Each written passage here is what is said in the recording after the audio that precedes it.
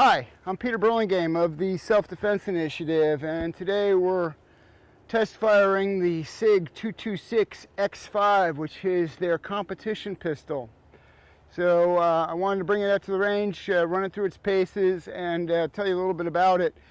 This is the second time I've shot this pistol, and I'm not a SIG fan in general, but I love this pistol. It is one of the easiest pistols I've ever had to hit with. If you watched, you noticed there was a couple of times when a pistol failed to fire. That was the ammo's fault, not the guns. These were low-end 9mm reloads using 12-year-old powder and primers, and they have trouble cycling any gun I've put them in. So not the fault of the pistol, the fault of the ammo. So let's take a little closer look at this, and we'll do a little more shooting. Today we're reviewing the SIG 226 X5 competition pistol. The X5 is a variant of SIG's excellent 226, which is a direct descendant of SIG's 220 pistol, the 220. That was their first double action pistol. SIG's first modern pistol is the P210, which is a single action made for the military. The 226 became famous as part of the U.S. military's trials when they were looking to replace the Colt 1911 A1 government model with a 9mm pistol. The 226 was SIG's entry into those tests. And the 226 and the Beretta 92 were the only two pistols that made it through the process. And the only reason we didn't adopt this was while the unit costs were cheaper on the SIG, when you looked at the accessories like magazines and cleaning stuff, the Beretta bid came in slightly less. Having said that, the 226 was adopted as the M11 and is used in undercover police operations in the military, and the Navy SEALs use the 226 also. While the 226 is a fine gun, it's well made, it's reliable, it's not particularly well set up for competition shooting. And so they modified this with the X5 version, coming up with a pistol that is designed for competition shooting. The 5 in X5 relates to the barrel length. It's got a 5-inch barrel as opposed to the 226, which has got a bit shorter barrel. It has target sights on it. The rear sight is adjustable for windage, for the elevation. The front sight is changeable for windage by drifting it in its dovetail. They've put the rear sight as far back as they can to give you as much sight radius as possible. It gives you a really nice sight picture. This is a single action pistol. The trigger only will release a cocked hammer. And instead of a decocking lever, it has a thumb safety, which is ambidextrous. So you can turn it on and off with your right thumb or your left thumb. I'm a diehard 1911 fan. I used to carry a Colt Commander cocked and locked, so I'm familiar with the process, and I would not hesitate to carry this cocked and locked. The safety is very positive on and off. The nice thing they've done here with the SIG 226 X5 is they've made it so the gun sits lower in your hand. One of the things I'm not fond of in the standard SIGs is the bore line, the bore axis tends to sit a little higher in my hand than I care for. That gives the bore a little bit more leverage on my hand, so you get a little more muzzle flip or muzzle climb in recoil than I think is optimal. So what they've done in this pistol is they've made a nice beaver tail and set it up so you can get your hand very high up, the web of your hand very high up in the pistol.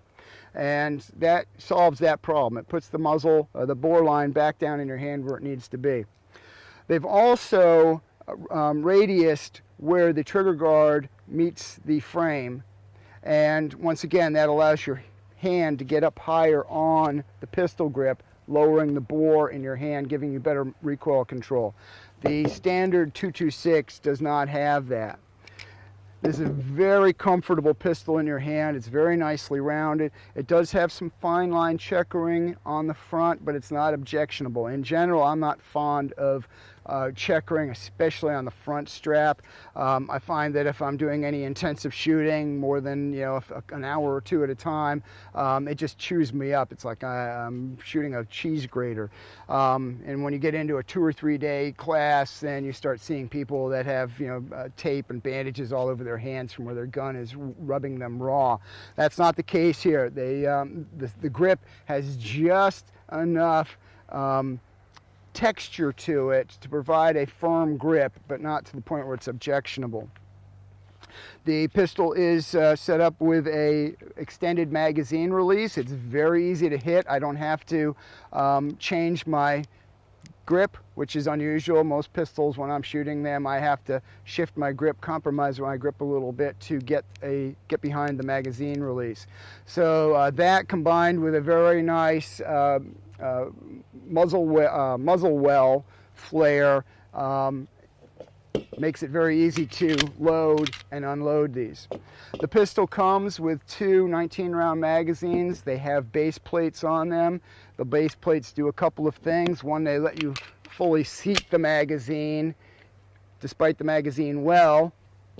They also cushion the magazine when it drops free, and it provides a little extra weight so the magazine drops free. You're not there shaking the gun to get the magazine out or actually having to drag the magazine well out, so that when you are at slide lock and you need to reload, that magazine shoots out. It will take the standard 226 magazines.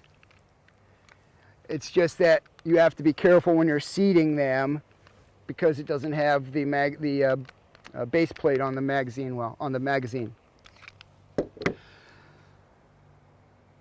Takedown is standard. It's just this normal takedown lever here. Rotate it 90 degrees downwards, hit the slide release, and the slide comes off the front. Operates just like normal. The SIG is a recoil operated, short recoil operated semi-automatic pistol. It is a locked breech. One of the things they've done to simplify things is the locking mechanism. Instead of having separate locking lugs, the barrel and the slide lock together through the barrel hood. So it's a very simple system, very robust. So all in all, I'm really impressed with this pistol, and I think we should shoot it some more.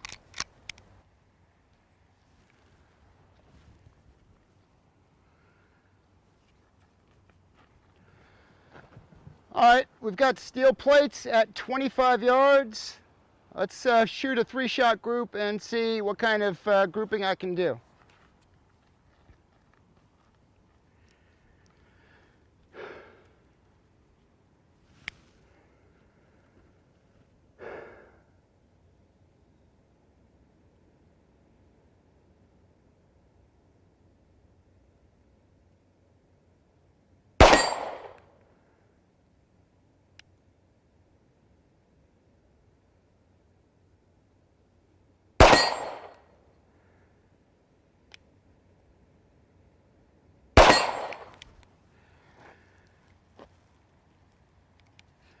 There's a short amount of take up and then a nice trigger pull with no stacking, no creep, very crisp let off.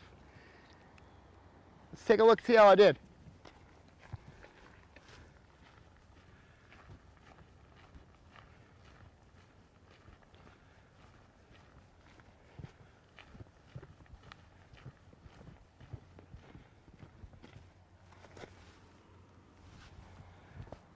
And 1, 2, 3. It's about a 1 1/4 inch group at 25 yards, standing on my hind legs. That's pretty exceptional. Let's see how she goes quick.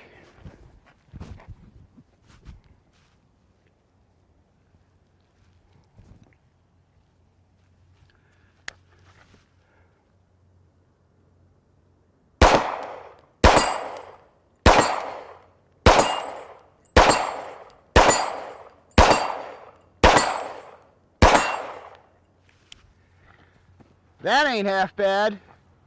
So about half-second splits between 8-inch plates at 25 yards. So if you're looking for a competition gun, you like the SIG line, can't go wrong. And like a lot of those $2,000 and $3,000 Colt single action 1911s, this one works right out of the box. Let's try some 50-yard shooting, just to make it interesting. Okay, so we have the same 8-inch steel plates. We're at 50 yards now. It's getting a little challenging. I'm expecting that this will handle it without too much problem. I've never shot this at 50 yards, so I'm not sure where it's hitting, so it may take me a round or two to get me onto target. Let's see how it does.